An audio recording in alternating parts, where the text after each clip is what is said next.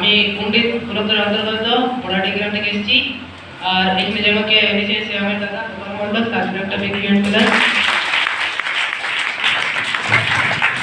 আর এখানে যে birthday support করছে কবিতা কমলি চৌপালি সামনে, তার জন্য একটা বিগ হ্যান্ড দিলেন।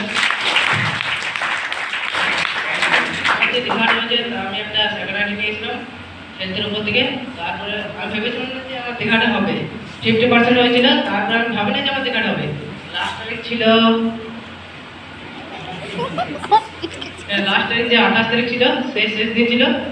আমার সবই না না না না করে গিয়েছে। তারপরে একদিন ডকুমেন্টস ওঠে, তার আগের দিনে না, তার আগের দিনে নয়, 5 দিন আগে ডকুমেন্টস ওঠে। তারপরে তোমার 27 তারিখে এক্সাম রাখে, আর 28 তারিখে ফুল কমপ্লিট। তারপর 50% হয়ে যায়, দেখা হয়ে যায়।